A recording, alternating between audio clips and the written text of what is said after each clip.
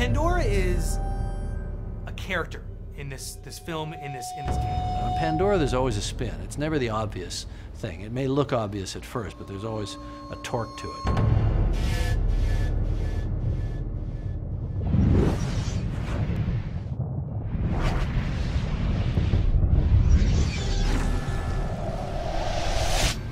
One of the very exciting things that Jim has given us is the world of Pandora. The movie only can explore such a small sliver of this very exciting world. In my mind, it's almost as if Pandora exists somewhere and you can go there, because we've willed it into that level of existence.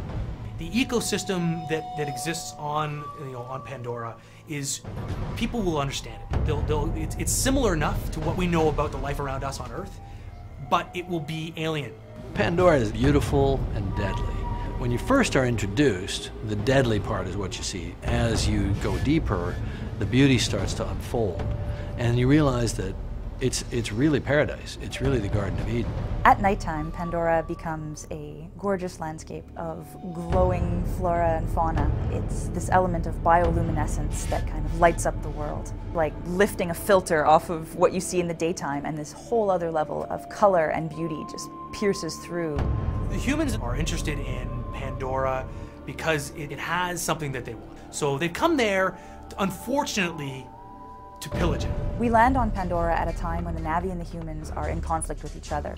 The Na'vis are living on Pandora. They are trying to defend their own territory. That's why there is a huge battle.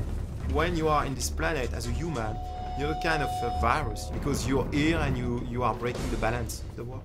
But as a Na'vi, it's the paradise, you know. They are living in perfect balance with the world.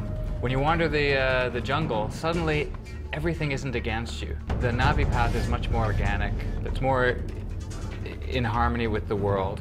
Na'vis can connect to every creature on Pandora, and when they connect to a creature, they basically become one with it. There's a permission that's granted. There's a dialogue between creature and Na'vi. You know, you can ride around on a dire horse.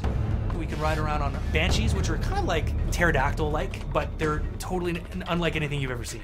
One of my favorite creatures in the world is the hammerhead. It's a mix between, I'd say, a rhinoceros and an elephant. It's like a bull in a china shop. You get something that's sort of like this.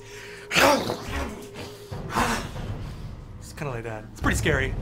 I mean, I'm scary, but... Pandora is also the uber cool world, with lots of great monsters, alien creatures, and they have this kind of reality. What's great about Pandora is you just don't know where the threats are going to come from. The whole place is like a danger zone.